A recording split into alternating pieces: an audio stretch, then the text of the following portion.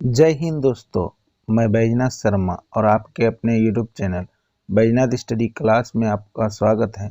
आज हम आप लोगों को काफ़ी इम्पोर्टेंट टॉपिक को कराएंगे, जहां से हर एक एग्ज़ाम में एक प्रश्न जरूर पूछे जाते हैं। इस टॉपिक में हम जानेंगे नए तथा पुराने शब्दों के संक्षेप तथा पूर्ण रूप को तथा पिछली परीक्षाओं में पूछे गए सवाल को भी शामिल किए हैं। तो यह वीडियो आपके लिए काफ़ी हेल्पफुल होने वाला है। तो दोस्तों, वीडियो को स्किप किए बिना अंत तक ज़रूर देखें।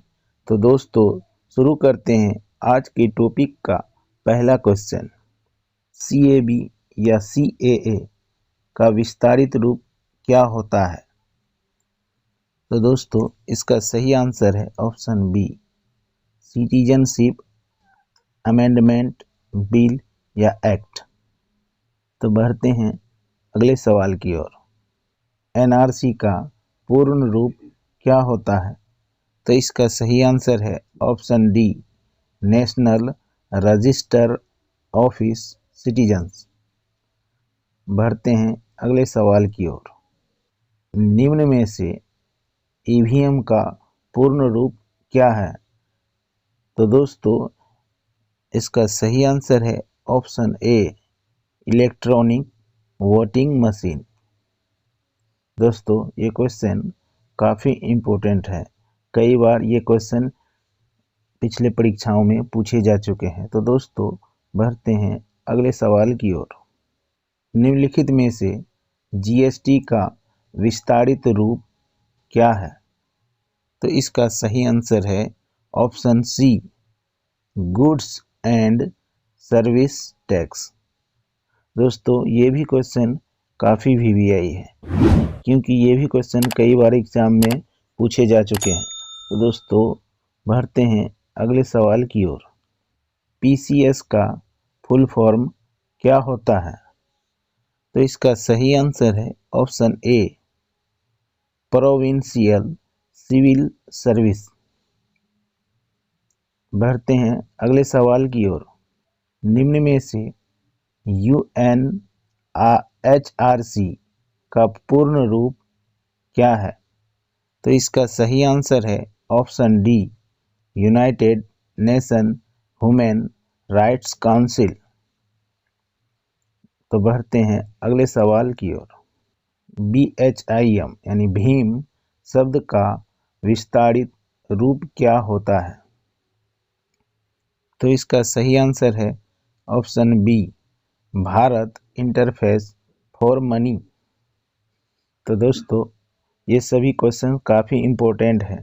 क्वेश्चन आपको किसी प्रकार से भी पूछे जा सकते हैं। तो दोस्तों, आप लोग ध्यानपूर्वक का जवाब देंगे। बढ़ते हैं अगले सवाल की। निम्नलिखित में से UPI का विस्तारित रूप क्या है? तो इसका सही आंसर है option C, unified payments interface. दोस्तों, बढ़ते हैं अगले सवाल की ओर। इनमें से नीति शब्द का विस्तारित रूप क्या है?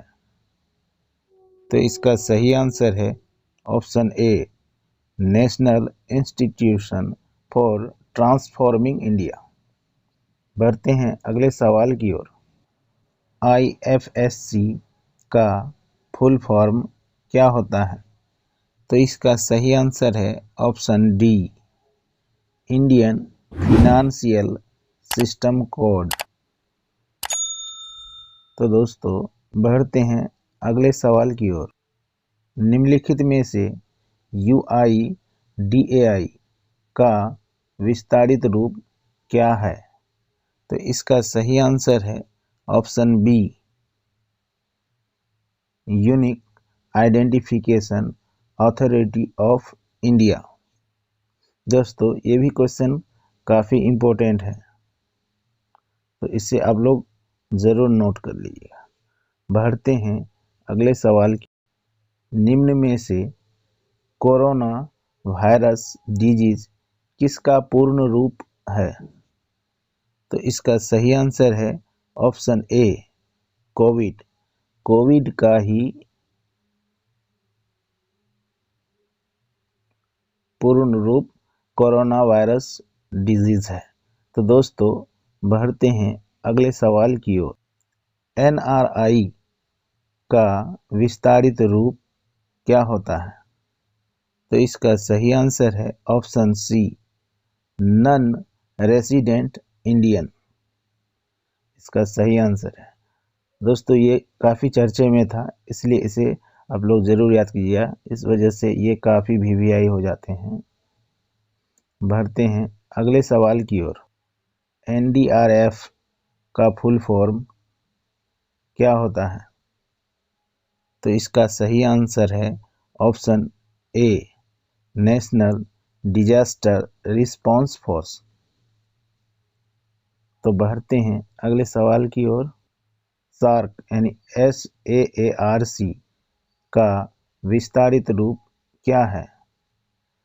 तो दोस्तों इसका सही आंसर है option D, south Asian association for regional cooperation. तो बढ़ते हैं अगले सवाल की ओर। निम्न में से UGC का पूर्ण रूप क्या है? तो इसका सही आंसर है option B, university grants commission. UGC का फुल फॉर्म होता है यूनिवर्सिटी ग्रांट कमीशन। दोस्तों ये भी क्वेश्चन काफ़ी इम्पोर्टेंट है, इसे भी आप लोग नोट करते चलेंगे। तो बढ़ते हैं अगले सवाल की ओर। इनमें से SARS का विस्तारित रूप क्या है? तो इसका सही आंसर है option C, severe acute respiratory syndrome. बढ़ते हैं अगले सवाल की ओर, जो कि काफ़ी इम्पोर्टेंट है। ATM का फुल फॉर्म क्या होता है? तो दोस्तों इसका सही आंसर है ऑप्शन ए, ऑटोमेटेड टेलर मशीन। बढ़ते हैं अगले सवाल की ओर। AIDS का विस्तारित रूप क्या है? तो इसका सही आंसर है option D, acquired immuno deficiency syndrome. दोस्तों ये भी क्वेश्चन काफ़ी VVI है, इसे भी आप लोग नोट करते चलेंगे। बढ़ते हैं अगले सवाल की ओर। निम्नलिखित में से HIV का पूर्ण रूप क्या है? तो इसका सही आंसर है option B, human immuno virus. HIV का फुल फॉर्म होता है ह्यूमन इम्यूनो वायरस। दोस्तों ये भी काफ़ी इम्पोर्टेंट है, इसे भी आप लोग नोट करते चलेंगे, क्योंकि ये क्वेश्चन भी कई बार एग्ज़ाम में पूछे जा चुके हैं। तो बढ़ते हैं अगले सवाल की ओर। MRI का फुल फॉर्म क्या होता है? तो इसका सही आंसर है ऑप्शन ए, मैग्नेटिक रिजोनेंस इमेजिंग। बढ़ते हैं अगले सवाल की ओर। TRP का पूर्ण रूप क्या है? तो इसका सही आंसर है option C, television rating point. दोस्तों कई बार। तो बढ़ते हैं अगले सवाल की ओर। HTTP का विस्तारित रूप क्या है? तो इसका सही आंसर है option B, hyper text transfer protocol. दोस्तों ये भी क्वेश्चन कई बार एग्जाम में पूछे जा चुके हैं, ये भी काफ़ी इम्पोर्टेंट है, इसे भी आप लोग नोट करते चलेंगे। बढ़ते हैं अगले सवाल की ओर। HTML का फुल फॉर्म क्या होता है? तो इसका सही आंसर है option D, hyper text markup language. इसका फुल फॉर्म होता है। बढ़ते हैं अगले सवाल की ओर। IAS का पूर्ण रूप क्या है? तो इसका सही आंसर है option B, Indian administrative service. बढ़ते हैं अगले सवाल की ओर। IPC का विस्तारित रूप क्या है? तो इसका सही आंसर है option C, Indian panel code. बढ़ते हैं अगले सवाल की ओर। आरटीआई का पूर्ण रूप क्या है? तो इसका सही आंसर है option A, right to information. बढ़ते हैं अगले सवाल की ओर। सी सेट का फुल फॉर्म क्या होता है? तो इसका सही आंसर है option D, civil services aptitude test. दोस्तों ये क्वेश्चन भी कई बार एग्जाम में पूछे जा चुके हैं, इस वजह से ये काफ़ी इम्पोर्टेंट हो जाते हैं। तो दोस्तों बढ़ते हैं अगले सवाल की ओर। CRY यानी क्राई का विस्तारित रूप क्या है? तो इसका सही आंसर है option B, Child Relief and You. बढ़ते हैं अगले सवाल की ओर।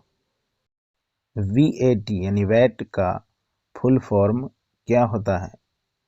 तो इसका सही आंसर है option C, value added tax. तो दोस्तों आपका अंत तक वीडियो में बने रहने के लिए बहुत बहुत धन्यवाद, और वीडियो अच्छी लगी हो तो लाइक, कमेंट तथा सब्सक्राइब जरूर करें। जय हिंद, जय भारत।